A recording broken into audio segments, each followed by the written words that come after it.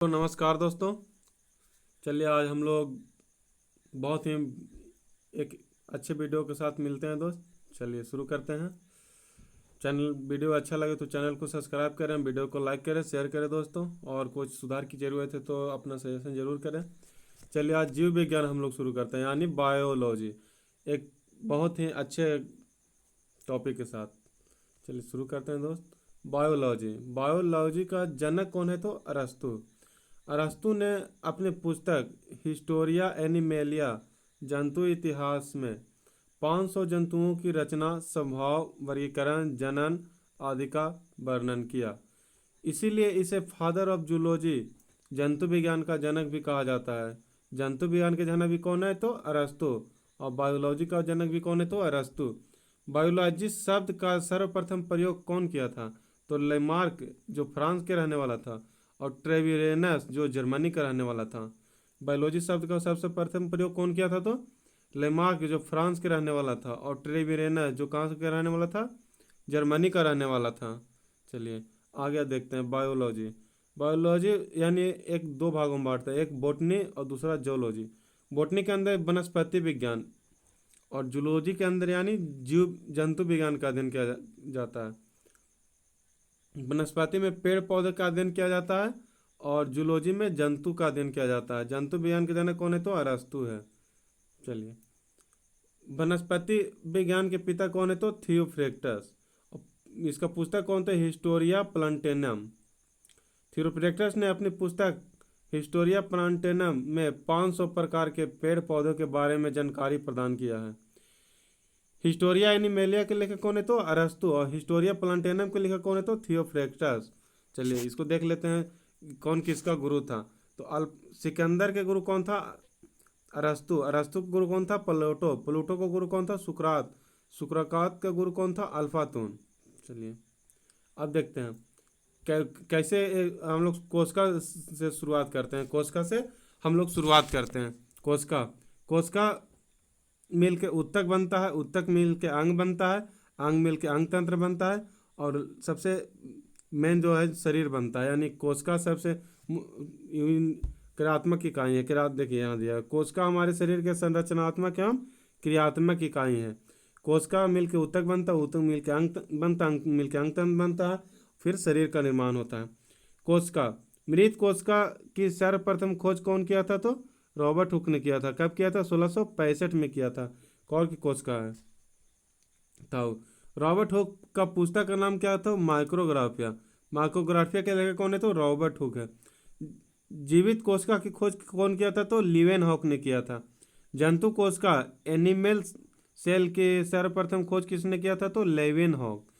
जीवाणु विज्ञान बैक्टीरियोलॉजी के जनक कौन है? तो लिवेन हॉक तथा लुइस पास्चर। आरबीसी यानी रेड ब्लड सेल के खोज कौन किया था? तो लिवेन हॉक। सूक्ष्म विज्ञान माइक्रोबायोलॉजी के जनक कौन है? तो लिवेन हॉक। चलिए नर युग्मक शुक्राणु यानी स्पर्म के भी खोज कौन किया था? तो लिवेन हॉक। सबसे बड़ी कोशिका किसका है? तो शुतुरमुर्ग के अंडा की कोशिका है, लगभग 2 kg का होता है। सबसे छोटी कोशिका किसका होता है? तो माइकोप्लाज्मा गैलीसेप्टिकम। हमारे शरीर की सबसे बड़ी कोशिका कौन है? तो अंडाणु, ओभम यानी मादा युग्मक। मानव शरीर की सबसे छोटी कोशिका कौन है? तो शुक्राणु, नर युग्मक। सबसे बड़ी बोलेगा तो अंडाणु यानी मादा में, और सबसे छोटी बोलेगा तो शुक्राणु, और शुक्राणु कहाँ होता है? तो मेल गैमेट। चलिए मानव शरीर की सबसे लंबी कोशिका कौन है? तो तंत्रिका कोशिका है। मानव शरीर की सबसे लंबी कोशिका कौन है? तो तंत्रिका कोशिका है, जो मस्तिष्क में पाया मस्तिष्क है। सबसे बड़ी कोशिका बोलेगा तो अंडाणु, सबसे छोटी कोशिका बोलेगा तो शुक्राणु, सबसे लंबी कोशिका बोलेगा तो तंत्रिका कोशिका। चलिए हम लोग अब एक एक करके कोशिकांग के यानी और सेल ऑर्गन के बारे में जानेंगे। कौन कौन कैसे कैसे क्या होता है सेल ऑर्गन। चलिए सबसे पहले हम लोग ये स्ट्रक्चर देख लेते हैं दोस्त। यानी ये हो गया पादप कोशिका, देख लीजिए, और ये हो गया जंतु कोशिका। इसके बारे में हम लोग देख लेते हैं। चलिए पादप कोशिका में कौन होता है और जंतु कोशिका में कौन होता है, इसका हम लोग विस्तार से आगे अध्ययन करेंगे, लेकिन एक बार हम लोग फिगर के अनुसार भी देख लेते हैं कि कौन कौन चीज़ किस में कॉमन होता है दोस्त। चलिए पहला, कोशिका भित्ति आयरो का, जिसमें दोस्त आयरो दोनों में जोड़ा होगा वो दोनों में पाया जाएगा, अगर केवल एक में है तो केवल एक में होगा। जैसे कोशिका भित्ति केवल पादप में पाया जाता है, और कोशिका झिल्ली दोनों में होता है, गॉल्जी काय दोनों में होता है, अंतःप्रदावी जाल का भी दोनों में होता है, केंद्रक भी दोनों में होता है, पादप में और जंतु में। माइक्रोकॉन्ड्रिया भी दोनों में होता है, राजधानी भी दोनों में होता है, लेकिन हरित लवक और कोशिका भित्ति जो केवल पादप में होता है, ये दोनों अलग करता है दोनों को। यही है जो दोनों को पहचान से अलग करता है कि कौन किसका कोशिका है। चलिए, पादप कोशिका चौकोर होता है। अब हम लोग और स्टेटमेंट वाला क्वेश्चन इसे फंसाता है दोस्त, इसीलिए अच्छे से इसको याद कर लीजिए, ध्यान दीजिएगा। पादप कोशिका चौकोर होता है, जबकि जंतु कोशिका लगभग गोल होता है। देख सकते हैं, ये चौकोर है बिल्कुल, अब ये लगभग गोल का अनुसार दिया हुआ है। चलिए, पादप कोशिका में राजधानी बहुत बड़ा होता है, यानी वैक्यूल्स। यही कारण है कि पादप कोशिका का केंद्रक बीच में नहीं पाया जाता है, यानी पादप कोशिका के केंद्रक बीच में नहीं होता है, लेकिन जंतु कोशिका का राजधानी बहुत छोटा होता है, यानी जंतु कोशिका की जो राजधानी होता है बहुत छोटा होता है, इसी कारण इसका जो केंद्रक होता है वो बीच में होता है। अब क्या कहता है, पादप कोशिका प्लांट सेल के सबसे बाहरी आवरण को कोशिका भित्ति सेल वॉल कहा जाता है, यानी जबकि जंतु कोशिका की सबसे बाहरी आवरण को कोशिका झिल्ली कहा जाता है। यानी पादप कोशिका के सबसे बाहरी आवरण को कोशिका भित्ति कहते हैं, लेकिन जंतु कोशिका के सबसे बाहरी आवरण को कोशिका झिल्ली कहा जाता है। कोशिका जंतु में कोशिका भित्ति नहीं पाया जाता है। देखिए, जंतु कोशिका में यानी कोशिका भित्ति नहीं पाया जाता है।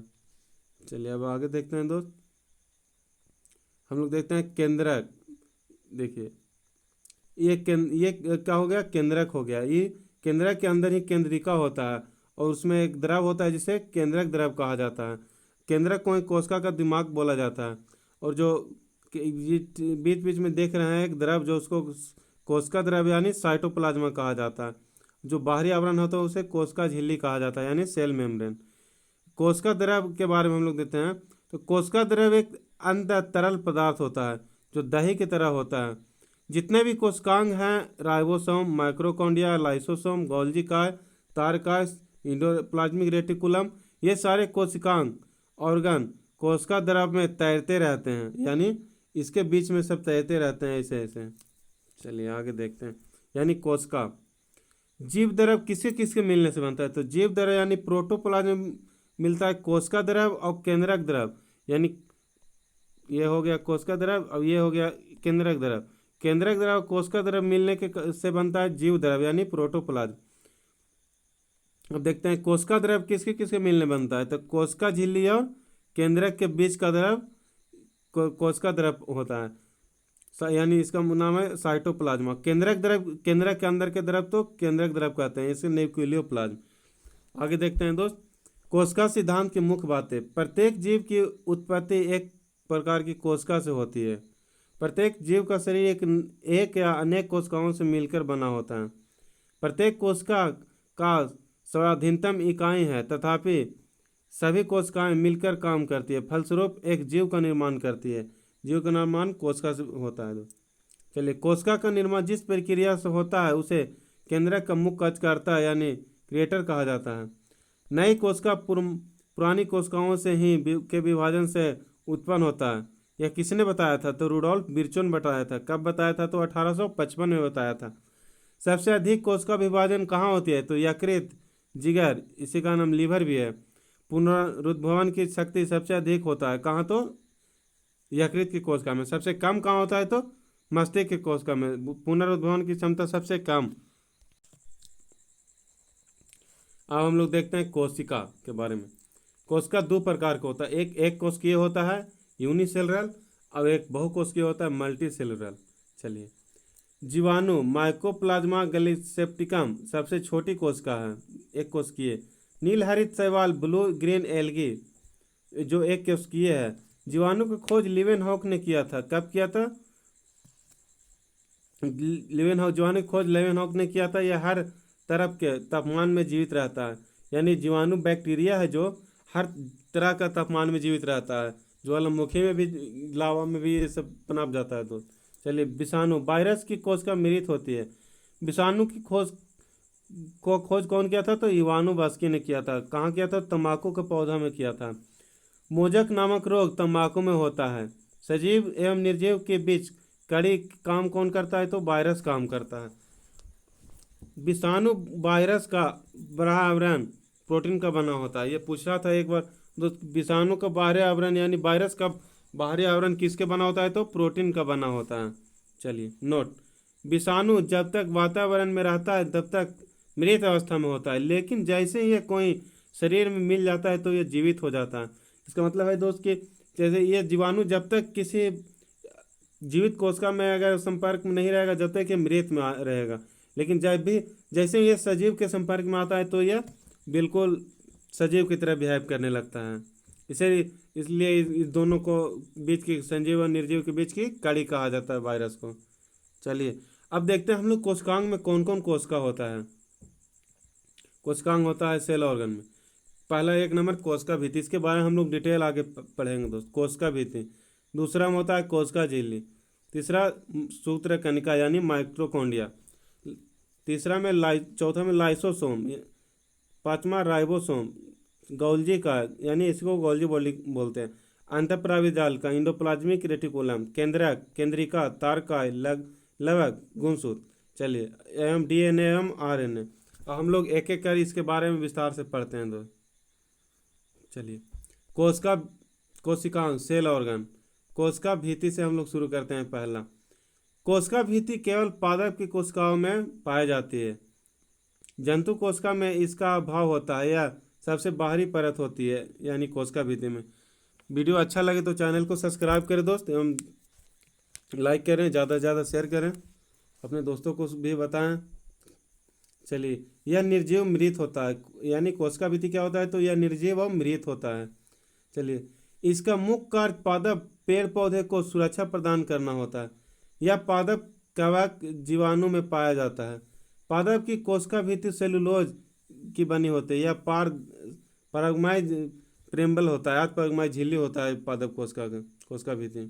चलिए कवक की कोशिका भित्ति काइटिन की बनी होती है एवं कवक का अध्ययन माइकोलॉजी, शैवाल का अध्ययन फाइकोलॉजी। जीवाणु बैक्टीरिया की कोशिका भित्ति पेप्टोग्लाइकन की बनी होती है, यानी बैक्टीरिया की कोशिका भित्ति किसकी बनी होता है? तो पेप्टिग्लाइकन की बनी होती है। चलिए अब देखते हैं कवक एवं शैवाल के बीच योजक की कड़ी कौन करता है? तो लाइकेन। लिटमस पत्र से प्राप्त होता है लाइकेन। लाइकेन किससे प्राप्त होता है? तो लिटमस पत्र से, लिटमस पत्र किससे प्राप्त होता है? तो लाइकेन से प्राप्त होता है। इसका अध्ययन क्या कहलाता है? लाइकेनोलॉजी कहलाता है। यह वायु प्रदूषण का सूचक है। चलिए कोशिका भित्ति के निर्माण में cellulose, pectin, lignin, hemicellulose, chitin एवं क्यूटिन शामिल होते हैं। अब दूसरा हम लोग देखते हैं दूसरा ऑर्गन्स कोशिका झिल्ली यानी प्लाज्मा झिल्ली। इसी को जीव कला भी कहा जाता है, इंग्लिश में सेल मेम्ब्रेन और प्लाज्मा मेम्ब्रेन। यह अर्ध परगमाय झिल्ली होती है, सेमी प्रिम्बल मेम्ब्रेन झिल्ली होती है कोशिका झिल्ली।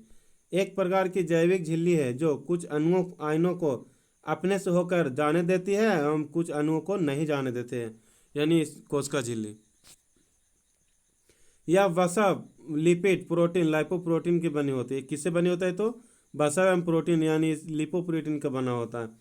इसमें प्रसरण की क्रिया होती है। किशमिश का फूलना एवं चना का फूलना एक प्रसरण क्रिया का उदाहरण है। देखिए प्रसरण जो है ना दोस्त, वो अधिक सांद्रता से कम सांद्रता की ओर जाता है। अधिक सांद्रता से कम सांद्रता की ओर अर्धपरगमाई झिल्ली से विलायक का बहना ही प्रसरण कहलाता है। प्रसरण क्या है? तो अधिक सांद्रता से कम सांद्रता की ओर बहना प्रसरण कहलाता है। जहाँ अर्धपरगमाई झिल्ली बहा जाता है वह प्रसरण की क्रिया होती है। चलिए कोशिका झिल्ली जंतु कोशिका की सबसे बाहरी आवरण है, जबकि वनस्पति कोशिका में यह दूसरी परत होता है कोशिका झिल्ली। क्योंकि वनस्पति कोशिका में पहला झिल्ली कोशिका भित्ति होती है। कोशिका झिल्ली पादप कोशिका एवं जंतु कोशिका दोनों में पाई जाती है। चलिए कोशिका झिल्ली के संरचना का यूनिट मेम्ब्रेन मॉडल रॉबर्टसन ने 1959 में दिया था। तीसरा सूत्र कणिका यानी माइक्रोकॉन्ड्रिया के बारे में देखते हैं।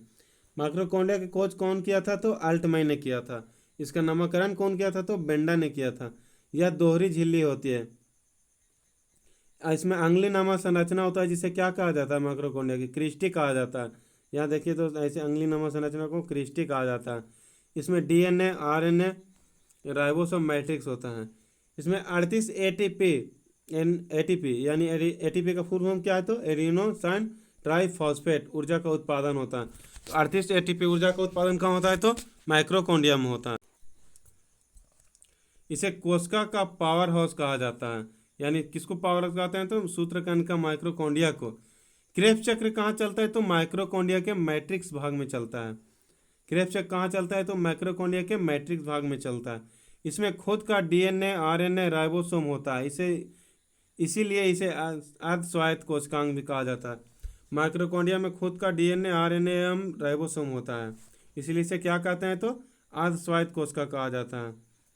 यह जीवाणु तथा नील हरित शैवाल ब्लू ग्रीन एल्गी को छोड़कर पौधे, जंतुओं की कोशिका समस्त जीवित कोशिकाओं में पाया जाता है, अर्थात मोनेरा जगत को छोड़कर। किसको छोड़कर, तो नील हरित शैवाल अर्थात मोनेरा जगत को छोड़कर माइक्रोकोंड्रिया सभी कोशिकाओं में पाया जाता है, सभी जीवों में, जंतु में। इनमें वायवीय श्वसन होता है। माइक्रोकोंड्रिया में क्या होता है, तो वायवीय श्वसन होता है।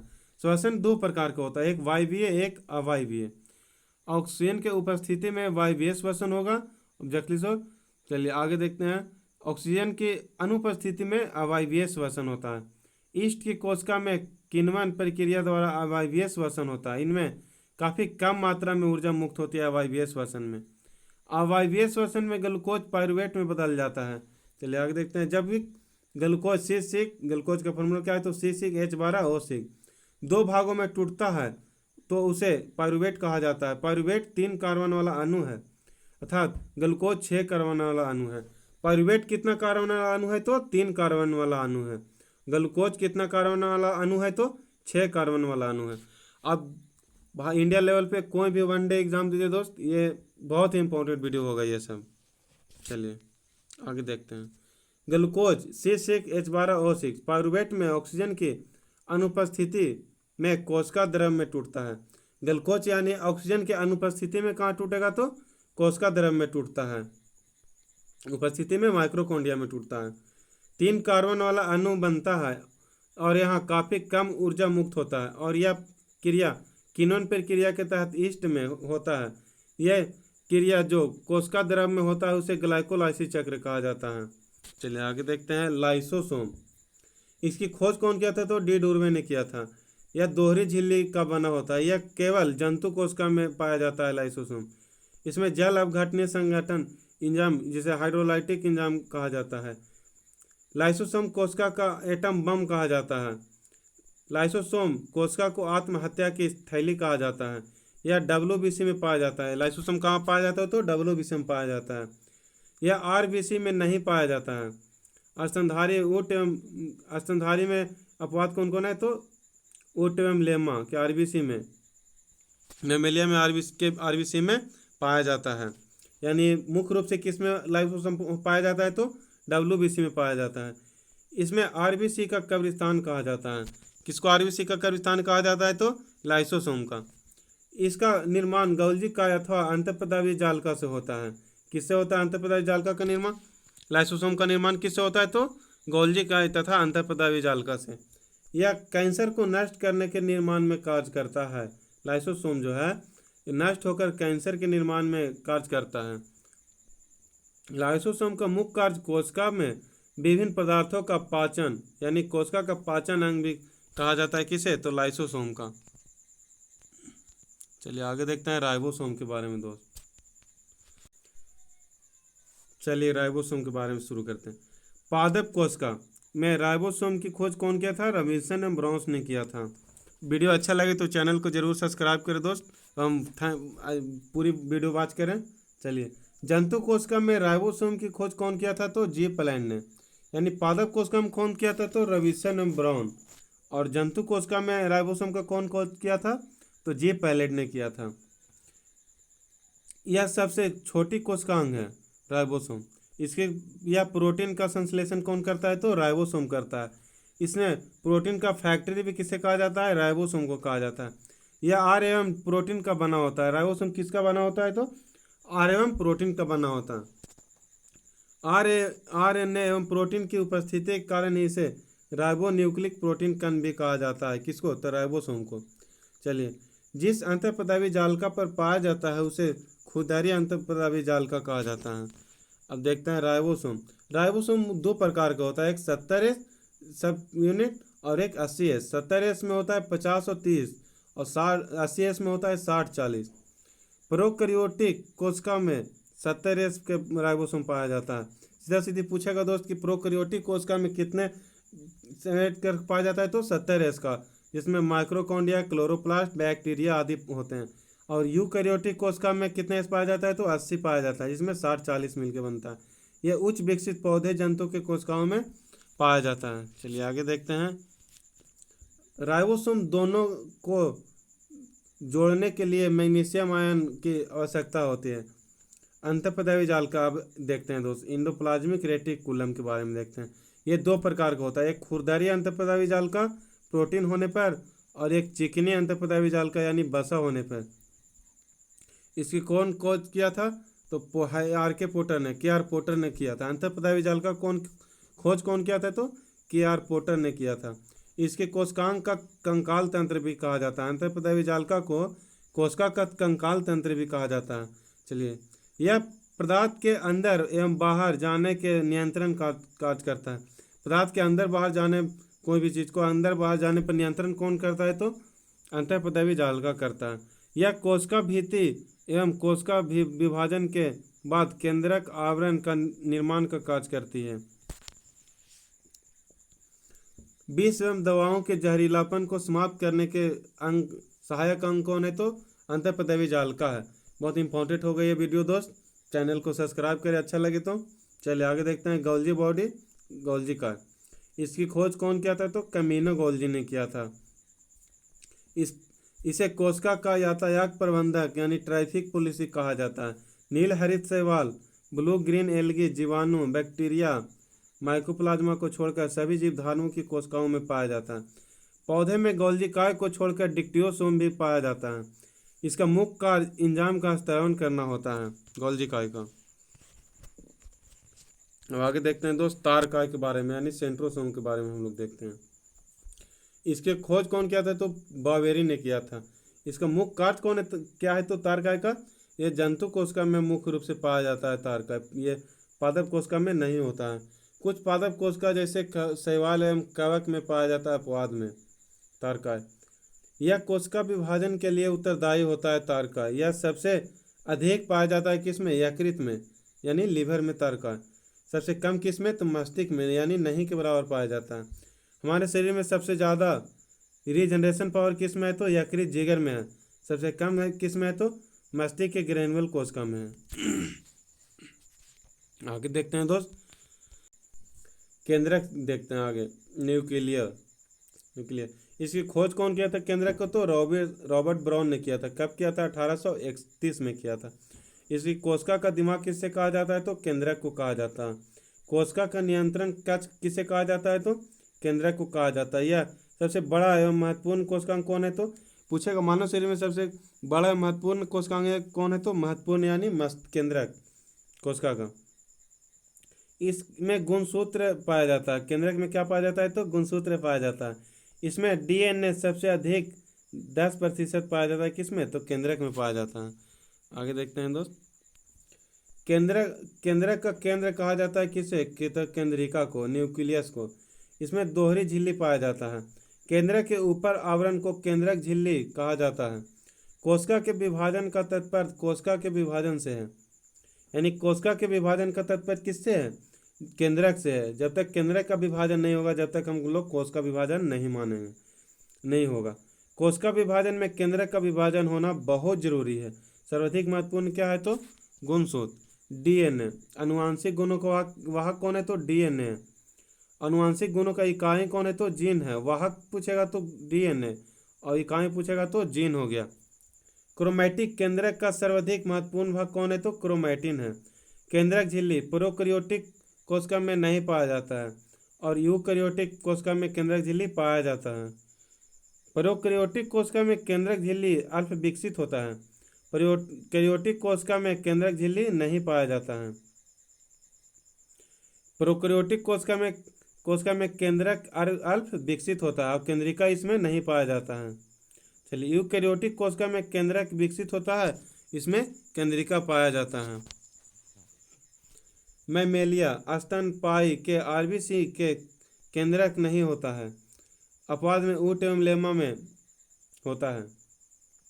मैमेलिया के डब्ल्यूबीसी में केंद्रक पाया जाता है, यानी आरबीसी में नहीं होता है, डब्ल्यूबीसी में होता है। केंद्रक के विभाजन की प्रक्रिया कैरियोसाइटोसिस कहा जाता है। अगर ज़्यादा से ज़्यादा लाइक और कमेंट मिला दोस्त और चैनल ग्रो किया तो पूरा का पूरा इतिहास, भूगोल, हिस्ट्री, ज्योग्राफी सब का सब करवा देंगे इसी चैनल पे दोस्त, इसलिए जुड़ जाएं। चलिए आगे पूरा करते हैं, देखते हैं रसधानी रिक्तिया वैक्यूल्स।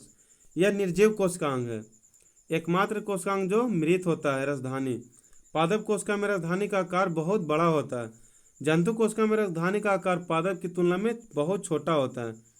कोशिका में जल संग्रह किस में होता है तो रसधानी वैक्यूल्स में होता है। लवक यानी किसे प्लास्टिक, सर्वप्रथम खोज कौन किया था तो लवक का तो हैकल ने किया था। कब किया था? 1865 में किया था। लवक शब्द का प्रयोग सर्वप्रथम कौन किया था तो सीपर ने किया था। खोज किया था हैकल ने और प्रयोग किया था सीपर ने। रंग के आधार पर लवक कितने प्रकार का होता है तो 3 प्रकार का होता है।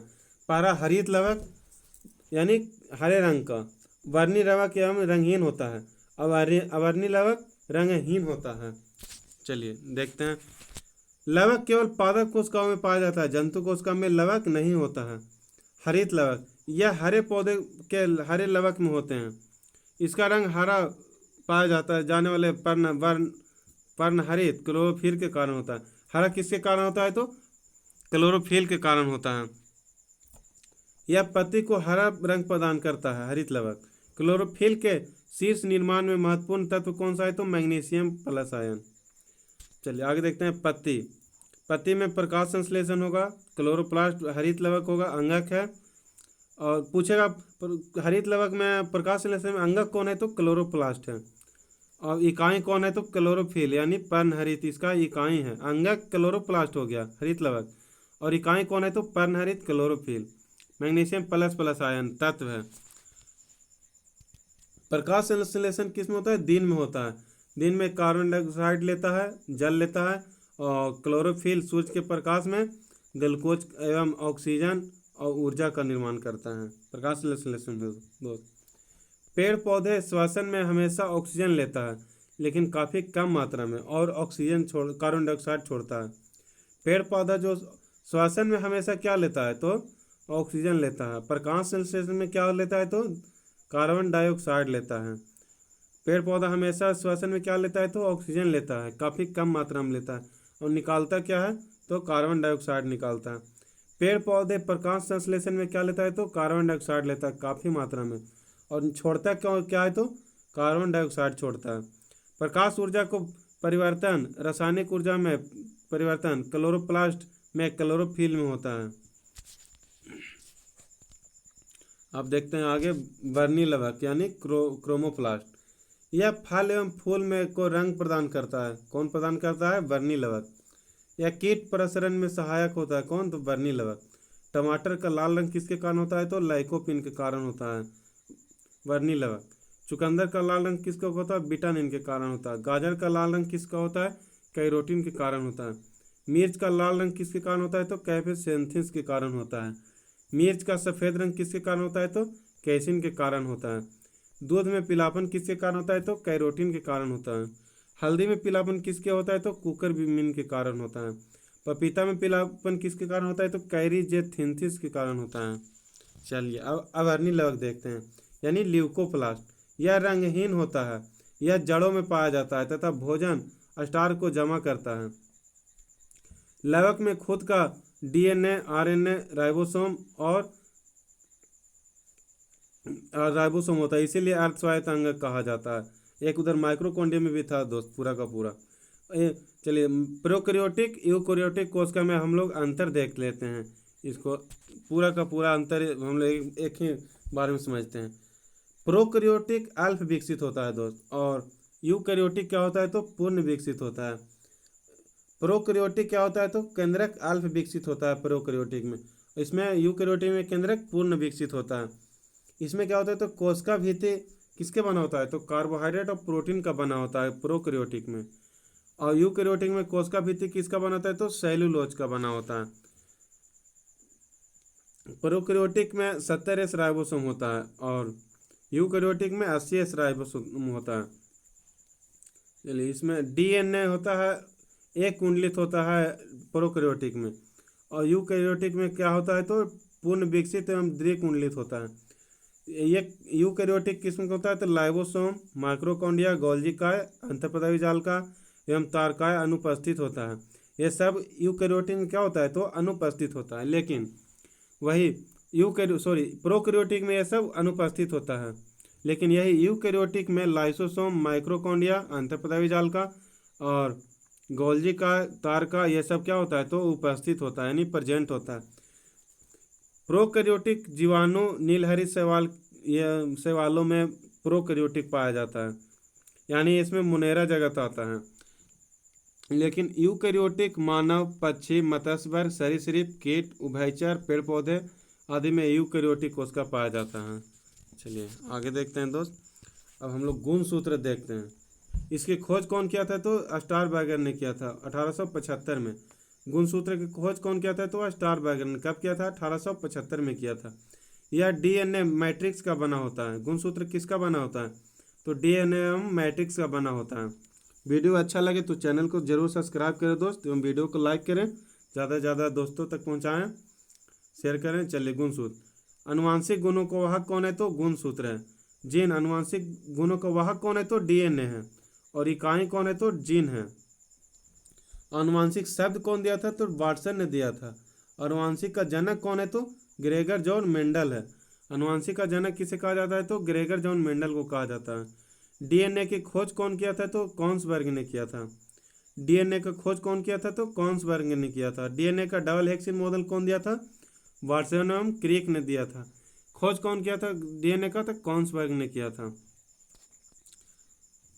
जीन शब्द कौन दिया था, तो जोहानसन ने दिया था। प्रयोगशाला में डीएनए का सर्वप्रथम संश्लेषण कौन किया था, तो डॉक्टर अरविंद खुराना किया था।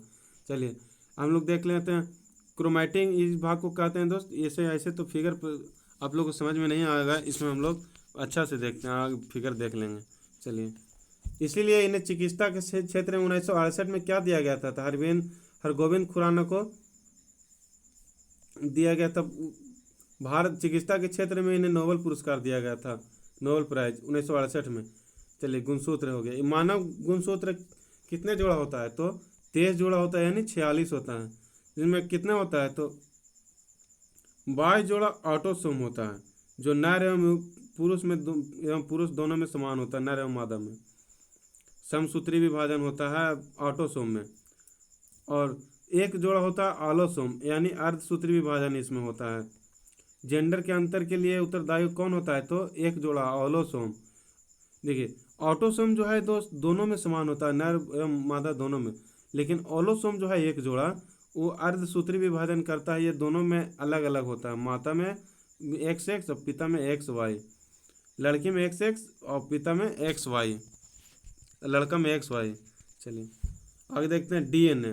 डीएनए की खोज कौन किया था, तो कॉन्सबर्ग ने किया था। डीएनए का डबल हेक्सी मॉडल कौन दिया था, तो बार्सन क्रिक ने दिया था। इसीलिए इसे बार्सन क्रिक को 1962 में नोबेल प्राइज दिया गया था। सक्रा डायोरॉक्सी राइबोज कहा जाता है सक्रा को। नाइट्रोजनी क्षार एवं फॉस्फेट, 3 चीज इसमें होता है डीएनए में। डीएनए में क्या होता है, तो सक्रा होता है, नाइट्रोजनी क्षार होता है और फॉस्फेट होता है। तो सक्रा में डीऑक्सी राइबोज को कहा जाता है सक्रा, नाइट्रोजनी क्षार फॉस्फेट होता है। चलिए आगे देखते हैं दोस्त। डीएनए डबल हेक्सिल मॉडल होता है। ट्रांसक्रिप्शन यानी प्रतिलेखन होता है। डीएनए से आरएनए में बदलने की प्रक्रिया को क्या कहता है, ट्रांसक्रिप्शन प्रतिलेखन। और आरएनए से डीएनए बदलने की प्रक्रिया को क्या कहते हैं, तो रिवर्स ट्रांसक्रिप्शन अनुलेखन। इसका हम लोग बहुत ही अच्छे से इसको देखिए दोस्त। डीएनए से आरएनए में बदलेगा तो ट्रांसक्रिप्शन प्रतिलेखन, आरएनए से डीएनए में बदलेगा तो रिवर्स ट्रांसक्रिप्शन अनुलेखन। RNA single helix model. DNA में 4 नाइट्रोजनी क्षार होते हैं। कौन कौन, ऐसे एडिनिन, टी से थायमिन, जी से गुआनिन और सी से साइटोसाइनिन। इसमें कौन सा बंद होता है? तो हाइड्रोजन बंद होता है। डीएनए में दो अथियों के बीच क्या होता है? हाइड्रोजन बंद होता है, हाइड्रोजन बॉन्ड से जुड़ा होता है। इन एडेनिन थाइमिन डबल बॉन्ड से जुड़ा होता है किसे? तो हाइड्रोजन बॉन्ड से जुड़ा होता है। और गुआनिन साइटोसाइनिन ट्रिपल बॉन्ड से जुड़ा होता है। एडेनिन और थाइमिन डबल बॉन्ड से जुड़ा होता है, यानी डबल बॉन्ड से जुड़ा होता है। और गुआसिन और साइटोसिन किससे जुड़ा होता है? तो ट्रिपल बॉन्ड से होता है जुड़ा हुआ। चलिए, और आरएनए में हम लोग देखते हैं, आरएनए में 4 नाइट्रोजनी क्षार होते हैं। एडेनिन और इसमें थाइमिन के अनुसार स्थान पर क्या आ जाता है? तो यूरेसिल आ जाता है। Adenine, uracil, guanine, cytosine. एक न्यूक्लियिक अम्ल है जिसमें नाइट्रोजनी राइबोज श्रृंखला पाई जाती है। डीएनए नोट में यूरेसिल नामक नाइट्रोजनी क्षार डीएनए में नहीं होता है, अंतर करता है इसी दोस्त। इसमें डबल एक सिंगल हेक्सेन मॉडल होता है। डीएनए और आरएनए में हम लोग अंतर देख लेते हैं। इसमें डीएनए में ऑक्सी राइबोज श्रृंखला होता है, लेकिन इसमें राइबोज श्रृंखला होते हैं आरएनए में। इसमें बेस एडेनिन, गुआनिन और थाइमिन और साइटोसिनिन क्या डीएनए में पाया जाता है दोस्त। लेकिन आरएनए में एडेनिन, गुआनिन, साइटोसिनिन, यूरेसिल आरएनए में होता है। यह मुख्यतः केंद्रक में पाया जाता है। डीएनए में केंद्रक में क्या पाया? डीएनए में कहाँ पाया जाता है? तो केंद्रक में पाया जाता है। लेकिन आरएनए केंद्रक एवं कोशिका द्रव दोनों में पाया जाता है दोस्त। चलिए, हम लोग कोशिका विभाजन देखते हैं। कोशिका का विभाजन, सेल डिवीजन, मातृ कोशिका से पुत्री कोशिका के निर्माण की क्रिया को कोशिका विभाजन कहा जाता है। कोशिका विभाजन 3 तरह से होता है: असूत्री माइटोसिस, समसूत्री माइटोसिस और अर्धसूत्री मियोसिस। यह प्रोकैरियोटिक कोशिका जीव में, जैसे जीवाणु, नील हरित शैवाल, यूग्लेना, प्रोटोजोआ में कौन सा विभाजन होता है? तो असूत्री विभाजन होता है, यानी छोटा। ये प्रोकैरियोटिक में छोटा, ये ट्रिक्स हम लोग याद रख सकते हैं दोस्त। छोटा लिखा हुआ असूत्री, तो प्रोकैरियोटिक यानी एक कोशिकीय जीव में होगा जीवाणु, नील हरित शैवाल, यूग्लेना, प्रोटोजोआ में। असूत्री छोटा विभाजन, यानी ट्रिक से हम लोग याद रखेंगे। अब समसूत्री विभाजन यानी कायिक कोशिका बॉडी सेल में यानी में होता है। इसकी खोज कौन किया था? समसूत्री विभाजन को वाल्थर फ्लेमिंग ने किया था।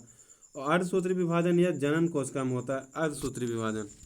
चलिए, सबसे सरल तरीके से कौन विभाजन होता है? तो असूत्री विभाजन होता है, यानी प्रोकैरियोटिक कॉलम। सबसे जटिल तरीके से विभाजन कौन होता है? तो अर्धसूत्री विभाजन होता है। प्रोकैरियोटिक कोशिका में कोशिका विभाजन होता है असूत्री विभाजन द्वारा। कायिक कोशिका में बॉडी सेल में कौन होता है? तो असूत्री विभाजन होता है। कोशिका विभाजन में सबसे कम समय कहाँ किस में लगता है? तो असूत्री विभाजन में होता है। कोशिका विभाजन सबसे अधिक समय लगता है तो अर्धसूत्री विभाजन, यानी जनन कोशिका वाला। शरीर के किस भाग में कटने, फटने, चोट आदि घाव के समय नष्ट हुए कोशिका के मरम्मत के लिए कौन विभाजन होता है? तो समसूत्री विभाजन, यानी कायिक कोशिका। यह समसूत्री विभाजन होता है दोस्त। चलिए, हम लोग देखते हैं समसूत्री विभाजन की खोज कौन किया था? तो वाल्थर फ्लेमिंग ने किया। कब किया था? तो 1882 में किया था। यह विभाजन कायिक कोशिकाओं में होता है। इसमें मातृ कोशिकाएं 2 भागों में बढ़ जाता है। समसूत्री विभाजन में मातृ कोशिकाएं 2 भागों में बढ़ जाता है। यह हो गया मदर सेल विभाजन होगा तो डॉटर सेल, यानी 2 में बढ़ जाता है। विभाजन के मुख्य 2 भाग होते हैं: केंद्रक का विभाजन, दूसरा कोशिका द्रव का विभाजन। समसूत्री विभाजन कुल 5 चरणों में होता है दोस्त। पहला अंतरावस्था यानी इंटरफेज, पूर्वावस्था यानी प्रोफेज, मध्यावस्था यानी मेटाफेज, पार्श्वावस्था मतलब एनाफेज और अंतरावस्था यानी टेलोफेज। यह इन 5 चरणों में पूर्ण होने के बाद नए कोशिकाओं का निर्माण हो जाता है। अब देखते हैं, एक एक करके देखते हैं। अंतरावस्था यानी इंटरफेज, यह कोशिका विभाजन की तैयारी किस अवस्था में पूछेगा दोस्त? कोशिका विभाजन की तैयारी किस अवस्था में होता है? तो अंतरावस्था यानी इंटरफेज में होता है। और कोशिका विभाजन की तैयारी होता है इंटरफेज यानी अंतरावस्था में, लेकिन शुरुआत कहाँ होता है कोशिका विभाजन? तो पूर्वावस्था यानी प्रोफेज में। समसूत्री विभाजन की सबसे लंबी अवस्था कहाँ होता है? तो प्रोफेज, यानी कोई भी, इसको हम लोग याद कर सकते हैं ट्रिक से दोस्त। तो कोई भी चीज़ को शुरुआत करने में थोड़ा ज़्यादा समय लगता है, इसीलिए सबसे लंबी अवस्था समसूत्री विभाजन की सबसे लंबी अवस्था कौन है? तो प्रोफेज, यानी शुरुआत करने में थोड़ा टाइम लगेगा, प्रोफेज पूर्वावस्था में। माध्य अवस्था को, सबसे बीच वाली अवस्था को मेटाफेज, यह तो ऐसे याद हो जाएगा दोस्त। अब समसूत्री विभाजन की सबसे छोटी अवस्था कौन है? तो एनाफेज। और टेलोफेज में पूर्ण हो जाने के बाद नई कोशिका के निर्माण किस में होता है? तो टेलोफेज में। देखिए, तैयारी एनाफेज, और सबसे लंबी अवस्था पूरा फेज यानी प्रोफेज, मध्य अवस्था मेटाफेज, और सबसे छोटी अवस्था एनाफेज। और अलग एक नई कोशिका के निर्माण किस अवस्था में? तो टेलोफेज।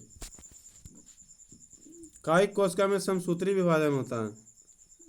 कायिक कोशिका में कौन विभाजन? तो समसूत्री विभाजन होता है।